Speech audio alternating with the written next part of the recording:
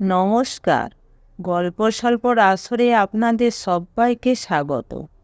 আমার আজকের গল্প অনন্যা অধ্যায়, শচীন বন্দ্যোপাধ্যায়ের লেখা। আমার গল্পের আসরে বড়দের নমস্কার ও ছোটদের আন্তরিক ভালোবাসা জানিয়ে গল্প পাঠ শুরু করছি। অনন্যা অনেকক্ষণ অন্ধকার আকাশের দিকে চেয়ে আছে।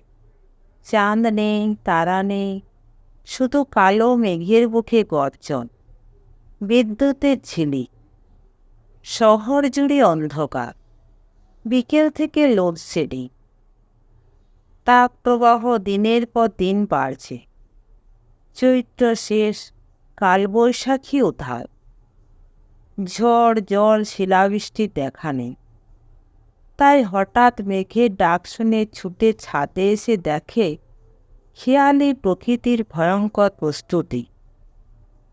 এলো খোপা খুলে উড়ছে, আঁচলে বাতাসে দুরন্ত লুকোচুরি। অন্ধকার অন্তরে রবীন্দ্রসঙ্গীতের অনুরণন। সত্তা প্রকৃতির সঙ্গে মিলেমিশে একাকার। মৌনমুখর অপরূপা অনন্যা। ঝড়ের রাতে তোমার অভিশাপ, আর যে রাতে মোর দুয়ারগুলি ভাঙল ঝড়ে, সুর তাল লয়ে নীরব উথাল পাথাল ভিতরে। যার কেউ নেই, কিছু নেই, তার আছে রবীন্দ্রনাথ।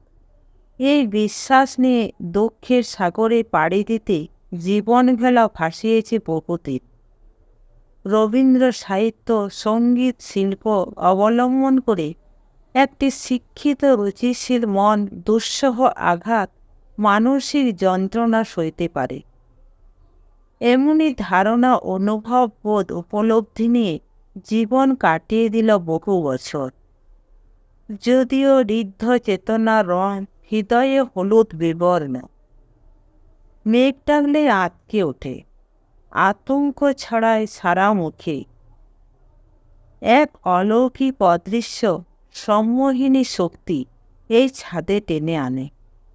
অন্ধকার, বর্ষা, বাদল, বজ্রপাতকে ভয় নেই, বরং মৃত্যুকে আহ্বান করে, আপনজনদের অস্তিত্ব অনুভব করে।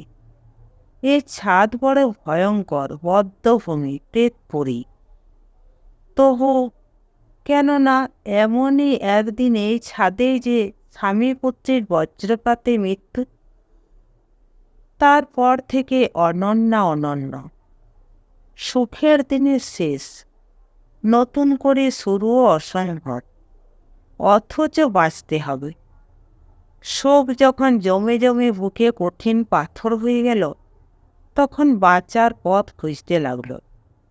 অধ্যাপনার পর কি হবে, অবসর সময়ের অবলম্বন, এমনই নানা চিন্তাভাবনার সময় স্বামীর বন্ধু সুনিবিড় সুর সম্পন্ন রবীন্দ্র রচনাবলী উপহার হিসাবে নিয়ে হাজির।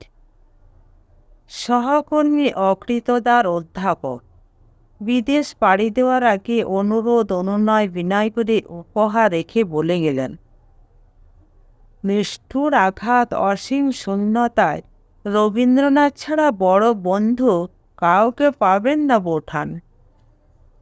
সেই শুরু রবীন্দ্র রচনাবলীকে অবলম্বন করে বেঁচে থাকা। দীর্ঘ 22 বছর। শান্তিনিকেতনে মানুষ। শিক্ষা দীক্ষা মানসিকতায় মাটির একটা জন্মগত প্রভাব ছিলই, ছিল প্রকৃতিতে। পরিবেশ, পরিস্থিতি, সাহিত্য, সুর, দুঃখের প্রাধান্য, পরিশীলিত বোধ, লাবণ্য। রবীন্দ্রসঙ্গীত, কবিতা, সাহিত্য পাঠের মধ্যে নিত্যদিনের অভ্যাসে পথ চলা জীবনযাপন। সাহিত্যের সঙ্গে গোপন আলাপচারিতা জীবনের পাঠ শেখায়, হৃদয়বৃত্তির উন্মেষ ঘটায়, মননকে সমৃদ্ধ করে। কালবৈশাখীর তাণ্ডব শুরু হয়ে গেছে। প্রচণ্ড ঝড়ের সঙ্গে শিলাবৃষ্টি। অনন্যা চিলেকোঠার ঘরে ঢুকে পড়ে। দরজার আড়াল থেকে প্রকৃতির প্রলয়নৃত্যের ভয়ঙ্কর রূপ দেখে। স্বামী পুত্রকে কেড়ে নেওয়ার নির্লজ্জতায় আঁতকে ওঠে। অতীতের ভয়ানক ঘটনার দৃশ্য ভেসে ওঠে চোখের সামনে। কালবৈশাখী প্রতি বছর ফিরে ফিরে আসে, মৃত্যু কেড়ে নেয়, ফিরিয়ে দেয় না কাউকে। ঝড় উঠলে ছটফট করে, কোনো এক অদৃশ্য শক্তি এই ছাদে টেনে আনে। বুক ফাটা আর্তনাদ নিয়ে আছড়ে পড়ে স্বামী পুত্রের দেহ বজ্রপাতে ঝলসে পড়া থাকা জায়গাটায়। কাজের মাসি বাড়িতে থাকলে ছুটে আসে, বোঝায়, সান্ত্বনা দেয়। না থাকলে ভেজে কাঁদে, বসে থাকে ছাদের কংক্রিট ছুঁয়ে, যতক্ষণ ঝড় না থামে, হুঁশ না ফিরে স্বাভাবিক হয়। সাহিত্য নিয়ে পড়াশোনা, কলেজেও বাংলা পড়ানো, পাঠশালা থেকেই কলেজে পড়ানো, সব সময় রবীন্দ্রনাথকে ছুঁয়ে থাকা। পাঠ আর পড়ানোই রবীন্দ্র সাহিত্য নিত্য প্রতিদিনের সাথী। রবীন্দ্র রচনাবলী পড়ে এখনও তো চরিত্ররা মনোদর্পণে ভাসে। কবিতা কথা কয়, গান সান্ত্বনা দেয়, শান্তি দেয়, শোক ফলায়। জীবনে প্রেম, শোক, তাপ, বিরহ, বিচ্ছেদ, জন্ম মৃত্যুর পাঠ শিখতে রবীন্দ্রনাথই যে এখো মেবা দ্বিতীয়াম, এই বীজ মন্ত্রটি জীবনে সার করে বেঁচে আছে অনন্যা।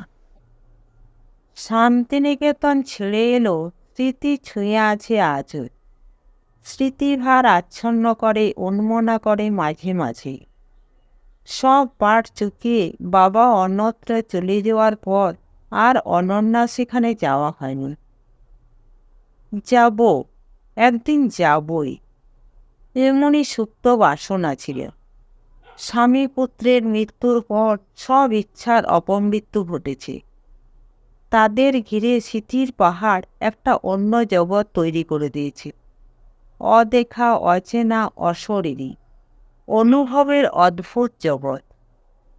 কৌশর যৌবনে শান্তিনিকেতনের কালবৈশাখী বা বর্ষার আবেদন অন্যরকম।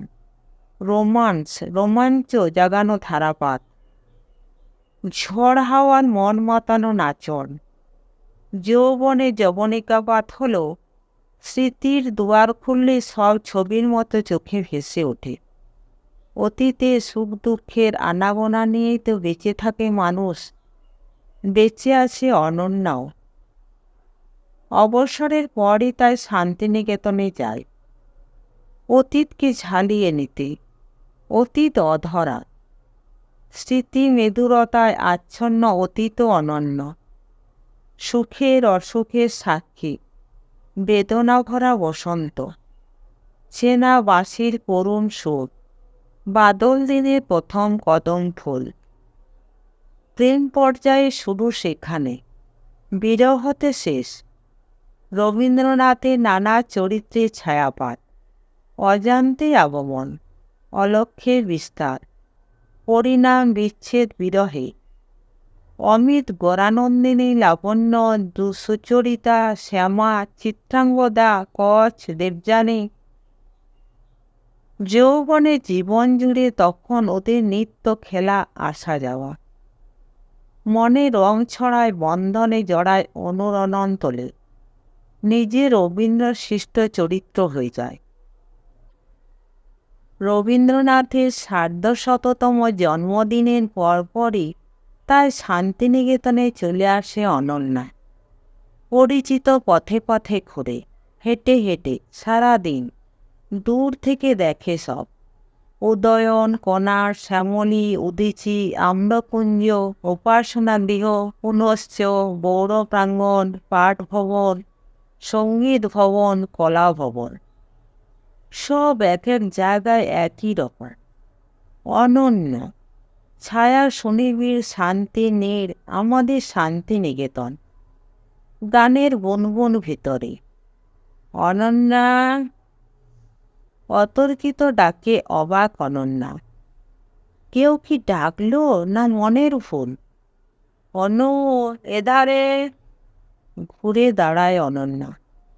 ছাতিমতলার কাছাকাছি এক গাছতলায় দাঁড়িয়ে এক পোড়, গায়ে গেরুয়া পাঞ্জাবি, মাথায় মাথাল, হাতে ধরা সাইকেল কাছাকাছি হতে প্রথমে চিনেও চিনতে পারিনি, পাশ দিয়ে পেরিয়ে গেলেও তাও। দু ভুরুর মাঝে এক প্রান্তের আঁচিলটা কোঁকড়ানো চুলের উপত্যকা পথ চলা নিজস্ব স্টাইল হঠাৎ ধন্দ ছিঁড়ে চিনিয়ে দিলে। আপনি? আমি? আরে বর্ষণ, বর্ষণ বসু, চিনতে পারছো না, না চাইছো না?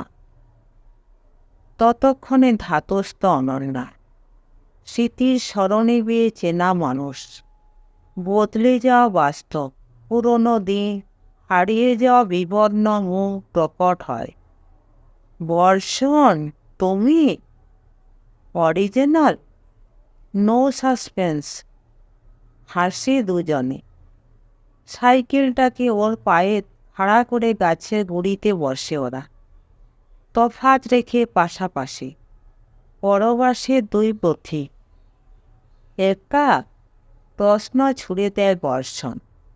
সবকে হারিয়ে বহু বছর একাই। স্বামী পুত্র বজ্রপাতে মারা যায়, এখন একা, একখণ্ড পাথর। গেল মাসে অধ্যাপনা থেকে অবসর নিয়েছি, ঘরে বাইরে একা। নির্বাক বর্ষণ। ওটুকু জেনেই জীবন জরিপ হয়ে যায় অনন্যা। এবার বর্ষণ বসুর পরবর্তী পরিচয় পর্যায়ে জানতে চাইবে অনন্যা। প্রস্তুত হয়।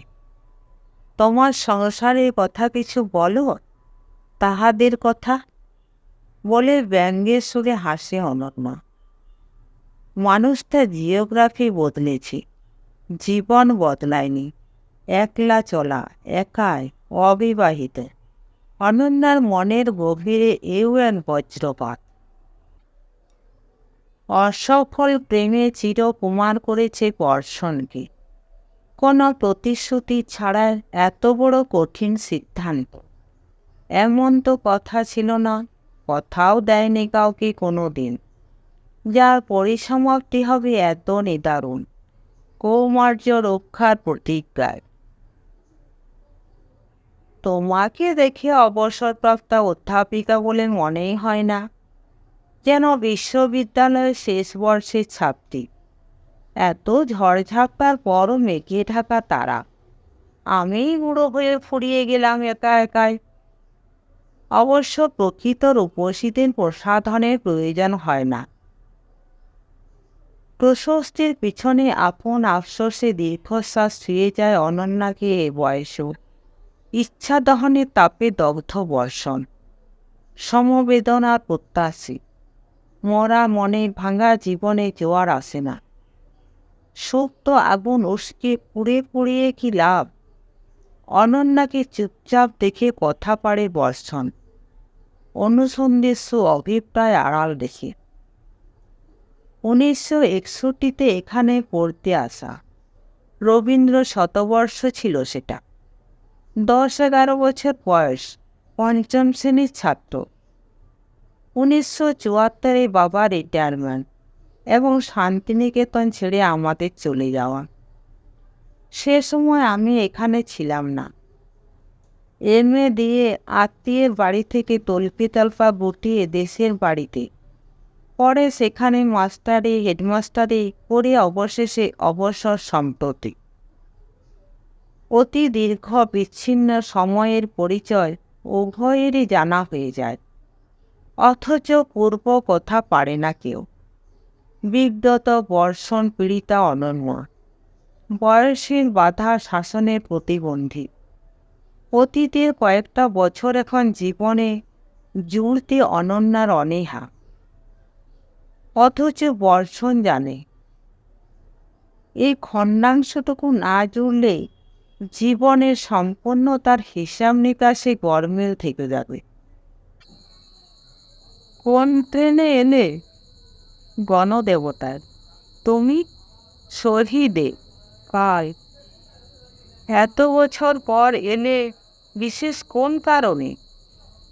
সূক্ষ্ম প্রশ্নে গোপন চাতুরী, স্বীকারোক্তি আদায়ের আভাস। অনন্যা সংযত, সঙ্গত পাল্টা প্রশ্ন ছুড়ে দেয়, তুমিও অকারণে আসনি নিশ্চয়ই? রবীন্দ্র শতবর্ষে এখানেই ছিলাম, সার্ধ শতবর্ষে আবার দেখতে এলাম। আজ তোমারই দেখতে এলাম অনেক দিনের পরে, বলে হো হো করে হেসে ওঠে বর্ষণ। হাসির আড়ালে প্রচ্ছন্ন প্রশ্নের উত্তর খোঁজা। সঙ্গীত চর্চাও করো না? হালকা ঠাট্টা সুর। রবীন্দ্রসঙ্গীত অবশ্যই সাধনার ধন, তবে বাঙালি দৈনন্দিন জীবনচর্চায় রবীন্দ্র কবিতা, সঙ্গীত, সাহিত্য অপরিহার্য। প্রাত্যহিক কর্মের মতো, নিত্য পূজার মতো। আমার তো মনে হয় যে বাঙালি বাড়িতে রবীন্দ্র চর্চা নেই, রবীন্দ্রনাথের ছবি নেই, বই নেই, সে বাড়ির আভিজাত্য নষ্ট হয়, সে বাড়ির মানুষের রুচিবোধে দীনতা প্রকাশ পায়।